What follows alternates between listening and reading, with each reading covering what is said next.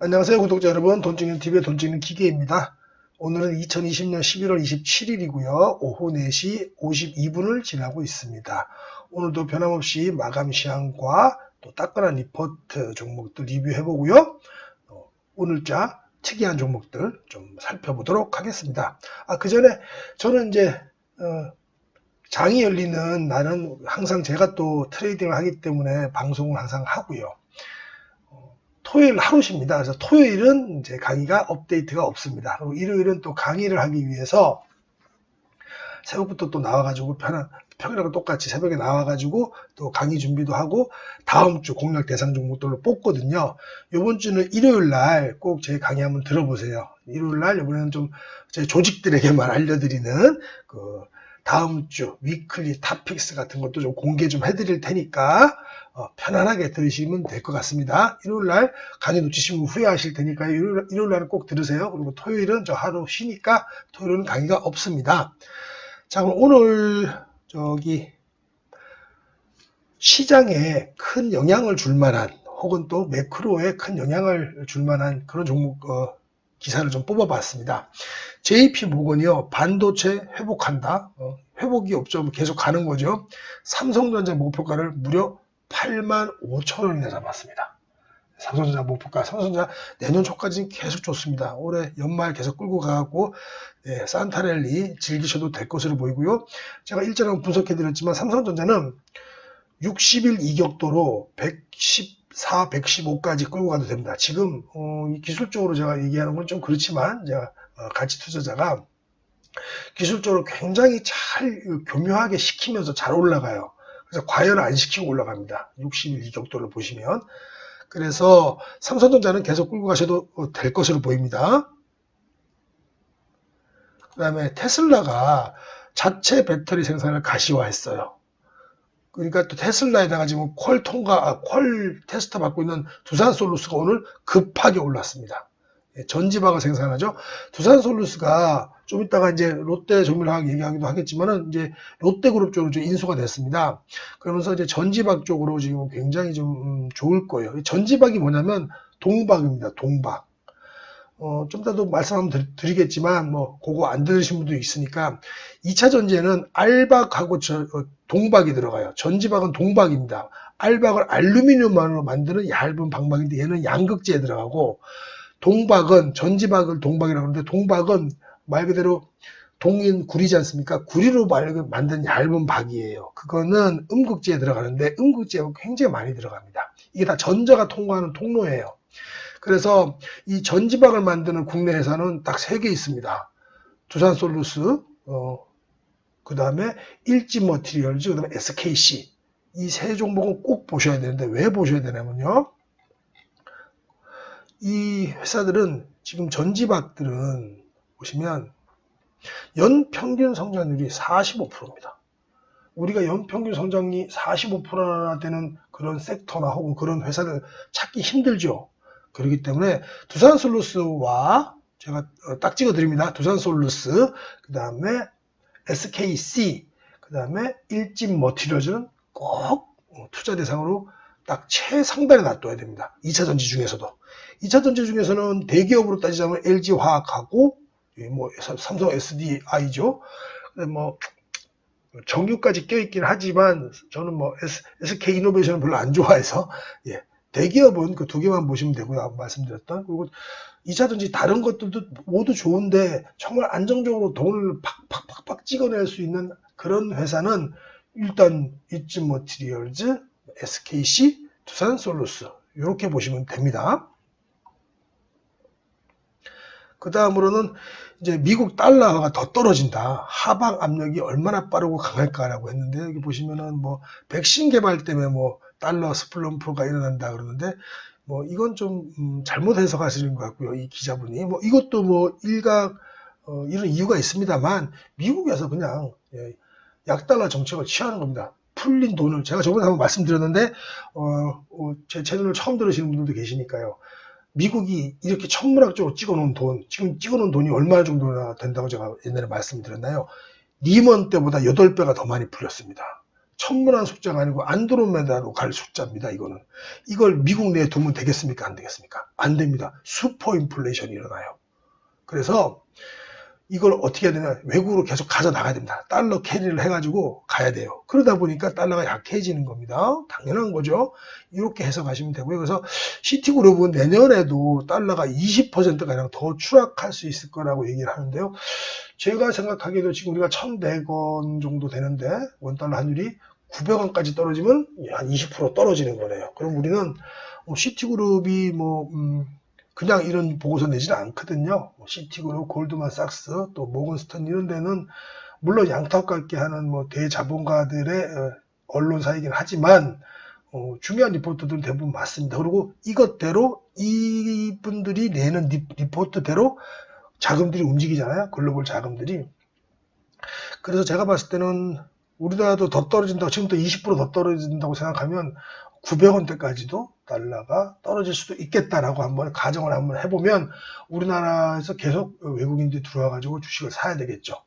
그럼 주식 사다 보면 주식 사고 나서는 부동산 사겠죠.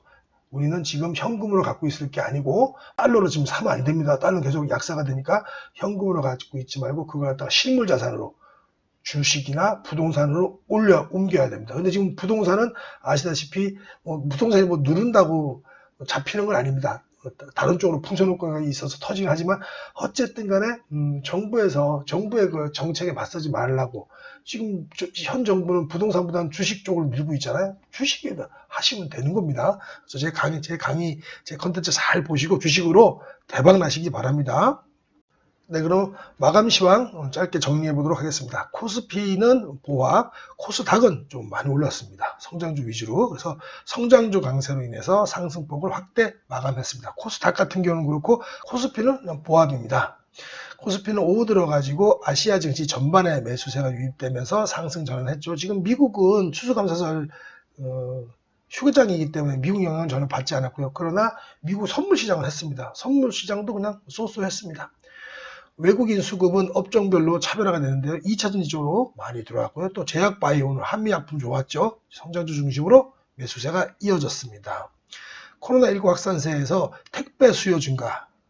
이게 이제 나오네요. 택배 수요 증가는 옛날부터 있었는데도 불구하고 요즘 또 이제 테마 타는 거죠. 그래서 포장지 수요 증가로 인해 갖고 종이 목재 업종들 이 전체적으로 증가를 했는데 신풍지라기 상한가, 영풍 재지가 21%, 대형 포장이 12% 정도 올랐습니다.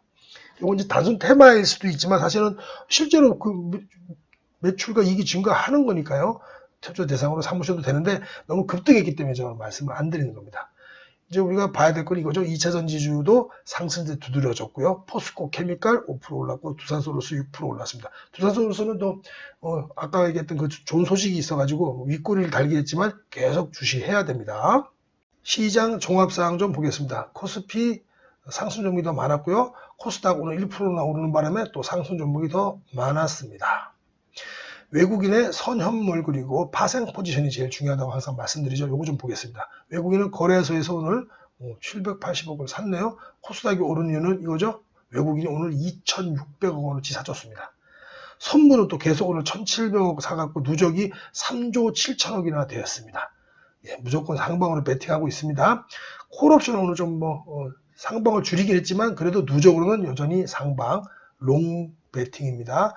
풋옵션도 오늘 풋옵션을 좀 샀기 때문에 이건 풋옵션을 샀다는 얘기는 하방으로 오르다는 얘기죠. 그렇지만 전체적으로는 풋옵션을 팔았기 때문에 상방 롱 포지션 이렇게 보시면 됩니다. 그러면 전체적으로 지금 외국인은 현물에서도 사고 선물도 사고 콜옵과 옵션 풋옵션도 샀습니다.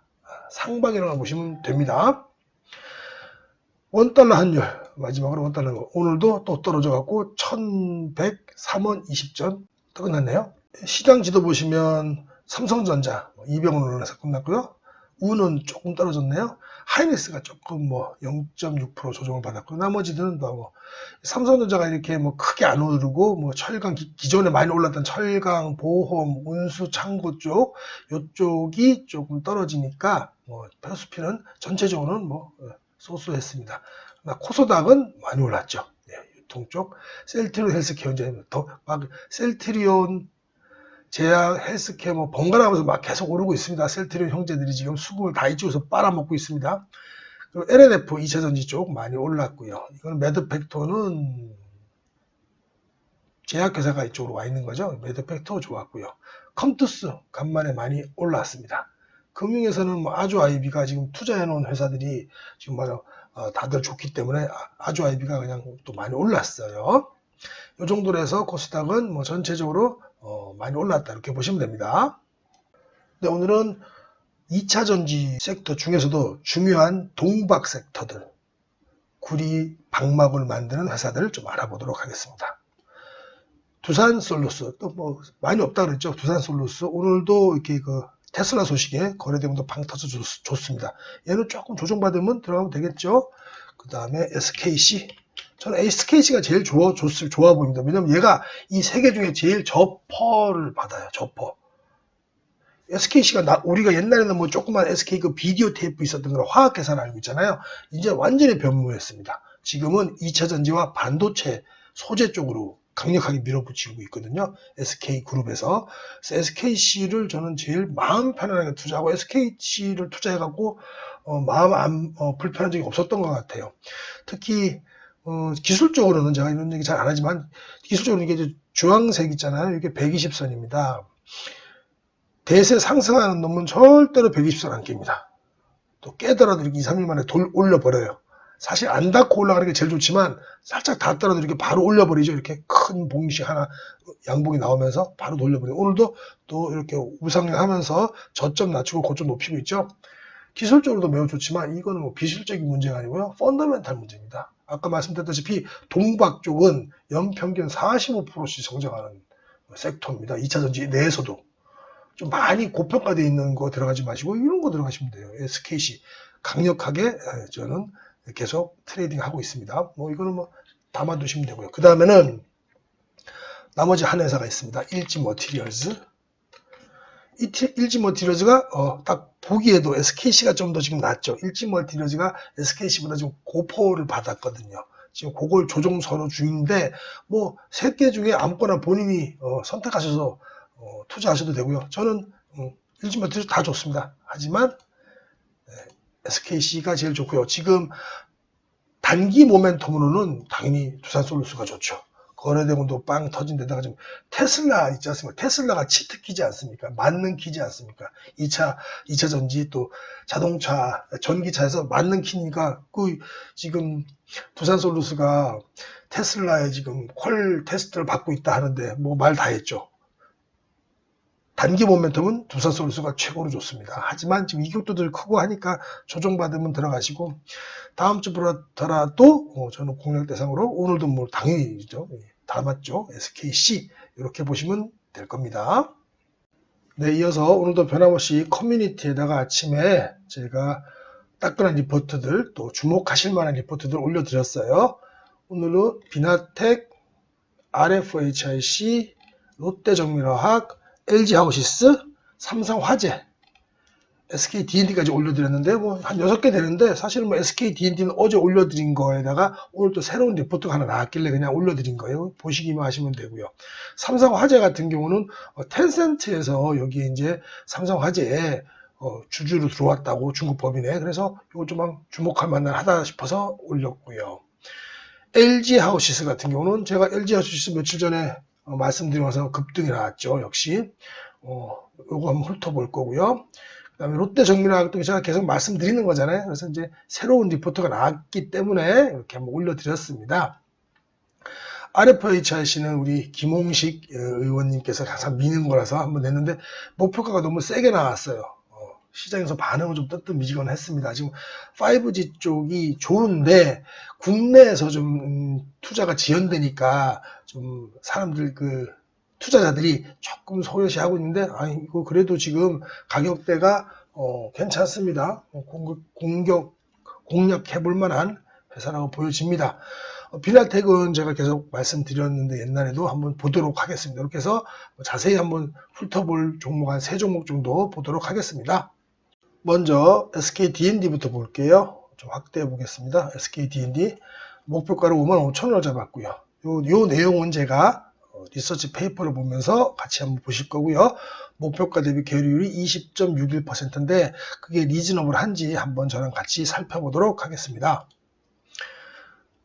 현대차에서 나온 거죠. 보시면 연료전지 풍력단지 착공에 기대한다라는 뜻이고요. 3분기가 사실 매출이 굉장히 잘 나왔습니다. 3,320억으로 매출액이 YOY 293% 성장했고요. 영업이익은 620억으로 YOY 172% 성장했어요.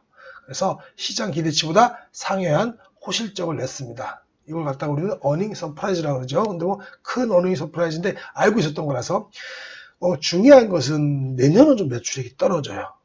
그러면 우리가 이 회사를 갖다가 들어가지 말아야 되느냐? 그게 아니죠. 내년도에도 볼 게 이겁니다. 우리는 올해 말하고 내년 초에 경북이죠. 군위에다가 풍력단지 조성하는 것과 또 청주 음성의 연료전지 프로젝트 착공이 시작되는 겁니다. 그러면 본격적으로 우리 신재생에너지, 그린에너지의 매출과 이익이 비중이 높아지는 거죠. 요게 처음에는 전혀 없다가 5% 10% 되면서부터 이 회사에 대한 멀티플을 처음에는 얼마 안 줬다가 그 다음에 계속 많이 주게끔 되는 거거든요. 그래서 이분은 투자 의견을 유지하고 타겟 밸류에이션을 상향해서 목표 주가를 55,000원으로 올렸다 이 말입니다. 이 내용이 그런 내용이니까요. 보시고요. 그래서 이제 주가 전망 및 밸류에이션을 좀 책정해 보면요. 이분은 21년 EPS 기준 퍼 14배를 주셨어요. 왜냐하면 높은 ROE와 향후 신재생 에너지의 비중 확대를 고려하면 이 정도 가격은 정당화될 수 있겠다라고 말씀을 하셨고요. 저 역시도 동의합니다. 그래서 이 회사는 좀 보시면 21년 포를 땡겨온 거잖아요. 21년 포를 땡겼는데 여기에다가 EPS인 4,907원에다가 14배를 줬다는 얘기인데요. 저는 뭐 리즈너블하다고 생각하고요. SK D&D는 지속적으로 공략 대상이 된다고 생각합니다. 네, 다음은 삼성화재 좀 보겠습니다. 방금 촬영하려고 보니까 오전에 다른 건 다 맞는데 여기 안에 내용을 SK D&D로 해놓고 안 바꿔놓고 글만 또 삼성화재로 했었네요. 그래서 방금 바꿔놨습니다. 자, 삼성화재 보시면 목표 주가를 24만 원으로 했고요. 신한금토에서 나왔네요. 목표가 대비 계류율이 18.23%인데 이게 리즈너블한지 한번 보겠습니다. 삼성화재 한번 볼까요? 삼성화재 큰 제목 한번 보겠습니다. 이게 텐센트 있죠. 중국의 큰 회사죠. 온라인 회사. 그래서 텐센트와 중국 온라인 합작 보험사를 설립하기로 했어요. 근데 얘가 예상보다 큰 텐센트의 투자 규모에 주목하자라는 거였는데 시장에서는 오늘 반응이 좀 썰렁하니 한 2% 정도 빠진 걸로 알고 있습니다. 근데 일단 내용을 한번 보시죠. 뭐 수급이야 좀 꼬일 수도 있으니까요. 텐센트와 중국 합작법인 설립해갖고 계약을 체결했는데요. 현재 삼성화재가 100%를 보유하고 있는 중국 법인 지분 중에 30%를 텐센트가 보유하게 되고 삼성화재 중국 법인 지분율을 37%로 하락하게 되는 거죠. 그리고 나머지 33%는 중국의 기타 투자자들에게 나눠가는 거죠. 이제 중국 법인이 되는 거죠. 그러면 뭐가 좋으냐? 중국 온라인 보험시장 진출에 기대감이 커지는 거죠. 좀 지분 좀 내주고 중국에서 더 크게 판을 벌려보겠다는 얘기입니다. 그래서 여기 이분은 중국 온라인 보험시장 진출에 대한 기대감으로 기존 타겟 PBR을 20% 활증해서 24만 원에 목표 주가를 설정을 했습니다. 여기 보면 PBR이라고 돼 있죠. PBR로도 해도 되고 PER로 해도 됩니다. 다만 보험사들이라든가 은행, 금융사들은 PBR로 하는 게 더 타당합니다. 그렇죠? 자산 가치 갖고 해야 되는 거니까요. 보시면 21년 포워드 퍼로는 지금 EPS를 19,500원으로 잡았고요. BPS가 이제 이게 PBR을 나타내게끔 되는 거죠. 38만 2천원으로 잡아놨어요. 그리고 22년으로는 EPS를 2만원. EPS 성장률은 얼마 없죠? 당연히 BPS 성장도 얼마 없습니다. 그렇지만 이 중국 온라인 보험시장 진출에 대한 성장 기대감으로 정도로 타겟 프라이스를 24만 원으로 잡았고요. 시장에서는 좀 반응이 좀 시큰둥했습니다. 다만 삼성화재는 요것 말고도 뭐 일단은 금융기관들이 지금 PBR을 낮게 받고 있기 때문에 그런 저평가 우량주로서는 투자 대상이 된다고 생각합니다. 다음으로는 LG하우시스 한번 볼까요? LG하우시스는 목표가를 93,000원으로 해가지고 목표가 대비 계율이 아직 22.2% 정도 있다. 이렇게 나왔는데 한번 우리가 잘 살펴보도록 하겠습니다. 유한타증권에서 나왔고요. LG하우시스의 변화는 보다 구체화됐다 하면서 첫째, 얘가 아직 그 확정 안 했었던 자동차 소재 부분 매각을 하기로 했어요.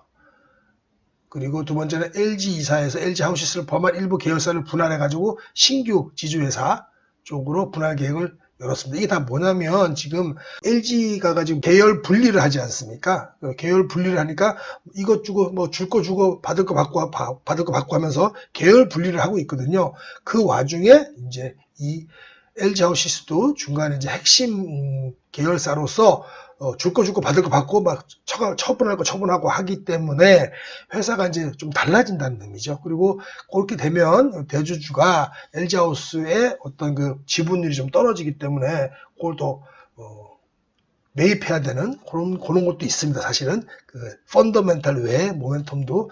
그래서 목표 주가를 이분이 93,000원으로 잡았고요.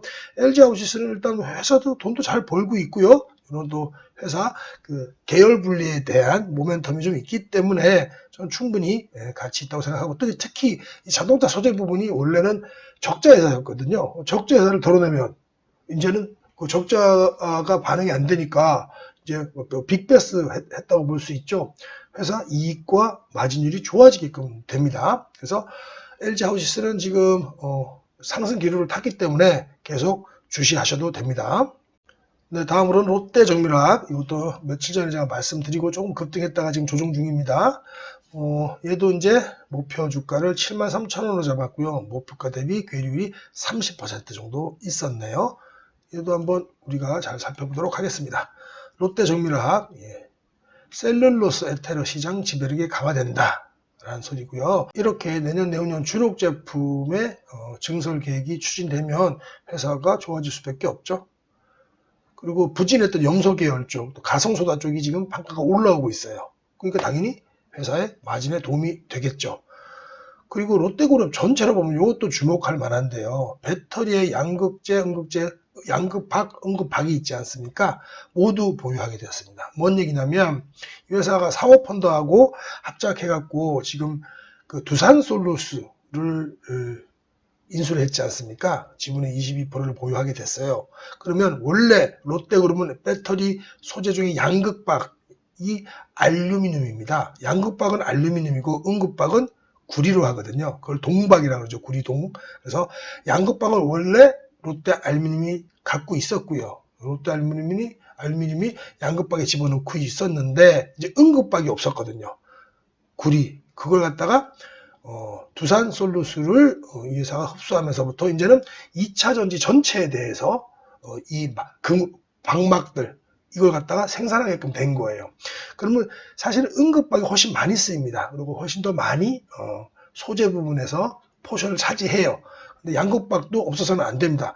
그러니까 롯데 알루미늄은 그러나 이제 비상장 회사이기 때문에 우리가 투자할 수가 없고, 알루미늄 박으로는 사마 알루미늄 있죠. 사마 알루미늄이 좋아요. 사마 알루미늄 체크 한번 해주시고, 근데 얘는 좀 급등락이 좀 심하니까 잘 보셔야 되는데, 오늘도 제가 제일 좋아하는 또 동박에서도 제일 좋아하는 SKC 오늘 많이 올랐습니다. 그거는 다음 주 투자 대상이 되는데 제가 일요일 날 자세하게 좀 말씀을 드릴게요. 어쨌든 간에 롯데그룹 차원에서는 이제 2차 전지 쪽에서도 양극적, 응극적 모두 방막을 생산하는 그런 업체가 되었습니다. 그렇게 되면 우리 롯데정밀화학에도 좋은 시너지 효과가 있겠죠. 다음으로는 RFHIC입니다. 이거는 이제 크게 볼게요. 목표 주가를 6만 원으로 잡아가지고 목표가 대비 계율이 62.38%를 했어요. 여기 하나금투의 그 유명하신 5G에서 유명하신 이분 하나금투의 상무이사님으로 계신 걸로 알고 있습니다. 김홍식 의원님께서 항상 세게 좀 내시죠. 이분은 사이다 발언으로도 유명하고 전 이분 되게 좋아하는데 요즘 뭐 5G가 조종을 받으니까 이분이 좀 힘이 없으세요. 근데 5G는 이제 조종 끝내고 올라갈 타이밍이 분명히 내년 초부터는 있을 겁니다. 지금부터 슬슬 모아둔다면 아주 좋은 투자 대상이 된다고 저는 생각하는데요. RFIC는 뭘 만드는 회사냐면 트랜지스터 중에서 겐 트랜지스터라고 이 회사에 특화된 걸 만드는데 이게 겐 트랜지스터가 5G에 많이 쓰일 수밖에 없는 구조예요. 그래서 이분이 그걸 말씀하시고 특히 지금 5G는 가짜 아닙니까? 28MHz는 이 3GHz대가 돼야지 진짜로 5G인데 이걸 3GHz가 되려면 고주파이기 때문에 이 겐 트랜지스터 시장을 겐 트랜지스터가 본격적으로 개화된다라는 그런 얘기예요. 그래서 이거 천천히 한번 제가 얘기 다 했습니다. 요게 답니다. 4분기부터 미국 쪽 이제 많이 늘어나기 시작을 하고요. 삼성을 통해서도 또 인도 시장도 개화된다는 얘기입니다. 그래서 미국 시장이 본격적으로 4분기부터 흑자가 예상되고 내년에는 대규모 또 투자가 예상되고 인도도 개화가 된다. 그리고 세 번째 3GHz 이상의 고주파에는 RFIC에서 만들어내는 겐 트랜지스터가 쓰일 수 있는 좋은 조건이 된다. 이렇게 보시면 됩니다. 그래서 목표 주가를 많이 세게 잡으셨는데 이분은 원래 좀 세게 좀 잡으세요. 이것까지는 아니더라도 물론 내년 뭐 잘 바람을 탄다면 그럴 수 있겠지만 저는 이렇게까지는 아니더라도 최소한 뭐 이거 반이라도 갈 거라고 저는 생각을 합니다. 그래서 RFIC는 지금도 뭐 이제 조정받고 올라가는 측면이라서 물려도 크게 안 아픈 종목이라고 저는 생각을 하고요. 5G는 어쨌든 간에 성장 동력이 된다. 성장 섹터, 우리나라에서 몇 안 되는 성장 섹터 중에 하나니까요. 요거는 계속 주시하시다가 좋은 가격대가 오면 한 번 더 세게 들어가 보시는 그런 전략으로 취하셔도 됩니다. 앞으로는 마지막으로 비나텍입니다. 이게 이제 신규 상장주인데 굉장히 좀 고평가, 지금 고퍼를 받고 있긴 해요. 워낙에 이제 회사가 이제 기술력이 좋긴 하지만 고평가를 받아서 이 애널리스트들도 이게 not rated로 너무 좀 밸류에이션을 좀 내기가 좀 힘들거든요. 그래서 요 분들도 not rated로 놨고요. 한번 우리가 요 리딩 투자증권에서 나온 거 한번 보도록 하겠습니다. 비나텍이 일단 뭐 하는 회사인지는 제가 제 채널에도 요 비나텍만 해가지고 올려드린 게 있으니까 보셔도 되는데 뭐 그쪽으로 가지 넘어가시지 않고 제 채널을 처음 들으시는 분은 요거 한번 보세요. 얘가 슈퍼 커패시터라고 줄여서 슈퍼캡이라고 합니다. 슈퍼캡을 생산하는 회사인데요. 글로벌 중형 넘버1입니다. 대형 넘버1은 맥스웰이라고 해가지고 그거는 이미 테슬라에서 인수해 갔고 또 얘가 중형은 넘버1입니다. 또 소형은 일본 회사가 있어요. 근데 소형 쪽은 줄어들기 때문에 캐파가 전체적으로 그래서 뭐 소형 쪽은 필요 없고요. 중형 쪽은 계속 늘어납니다. 슈퍼 캐퍼시티가 뭐 하는 거냐면 일시적으로 출력을 팍 세게 내주는 거예요. 그래서 이제 비상 발전기에 일단 많이 쓰입니다. 근데 앞으로는 2차 전지에도 이게 고출력을 급격하게 내주는 게 슈퍼캡이기 때문에 많이 쓰일 수도 있고요. 전체 부품 제조의 40% 정도가 연료전지에서는 스택입니다. 이 회사가 스택을 일괄로 만들 수 있는 기술을 지금 가지고 있다고 합니다. 그래서 일단 2차 전지에도 껴있고 수소 연료전지 쪽에서도 껴있어서 내년부터 쭉쭉쭉쭉 성장이 굉장히 큰 회사가 아닐까라고 생각을 하고 있습니다. 네, 그걸 한번 찬찬히 훑어보면은 슈퍼캡의 시장 확대, 동사가 주력으로 하는 중형 부분은 니치 마켓이죠. 네, 니치 마켓으로 성장세가 높다고 얘기를 하고 있습니다. 숫자로 한번 확인해 보시면 19년도에는 9,300만 원 정도 규모였지만 지금 25년에는 2.9조 원으로 무려 연평균 성장률이 21%나 되는 시장이 슈퍼 커패시터 시장입니다. 여기에서 중형 1위로 이 회사가 마켓 쉐어를 하고 있거든요. 그래서 돈은 여기서 지금 현재는 돈을 여기서 벌 거고요. 앞으로 요거는 이제 앞으로 꿈인 거죠. 꿈이라도 얘네들이 뭐 얼토당토하는 게 아니고 기술력이 있는 꿈입니다. 그래서 차세대 넥소에 진입 가능성이 커지고요. 수소연료전지 MEA 캐파 증설이 이루어집니다. 그러면 이 회사가 20년 후에는 15만 장이고 내년에는 30만 장, 장기적으로는 400만 장까지 확대한다는 겁니다. 수소연료전지에서 이 멤브레인 막이 제일 많이 쓰이고 제일 재료에서 비싼 거거든요. 그래서 이 회사가 요런 꿈이 있기 때문에 성장성이 지속된다. 이렇게 보시면 됩니다. 네, 그림으로 보시면 요게 슈퍼캡입니다. 이게 슈퍼캡이고요. 지역별 매출 추이도 계속 지금 미국, 유럽, 아시아 국내 할 것 없이 계속 늘어나는 게 보이시죠? 이게 슈퍼캡의 지금 지역별 매출액과 규모입니다. 또 이 회사는 국내는 10% 언더인데 대부분을 해외에서 벌어들이고 있죠. 중형 슈퍼캐퍼시티의 1위다, MS 1위다라는 얘기입니다. 이렇게 좀 훑어보시면 될 것 같고요. 글로벌 슈퍼캐퍼시티의 시장 전망은 연평균 21.7% 성장하는 고성장하는 섹터이다. 이렇게 보시면 됩니다. 그리고 아까 글로 말씀드렸던 거 그림으로 보시면요. 비나텍의 수소연료 전지 중에 멤브레인 막은 연간 캐파가 이렇게 증가가 됩니다. 이렇게 증가가 되죠. 매우 고무적인 일이네요. 그래서 최종적으로 보시면 내년에도 성장은 지속된다. 그래서 21년 예상 매출액이 555억으로 YOY 14% 증가를 하고 영업이익은 90억을 예상하면서 YOY 22% 정도 이렇게 가이던스를 줬습니다. 이상으로 오늘 준비한 자료는 모두 분석을 해드렸습니다. 일요일 날 꼭 방송 들으세요. 네, 이상 돈 찌는 TV의 돈 찌는 기계였습니다. 불금 되십시오.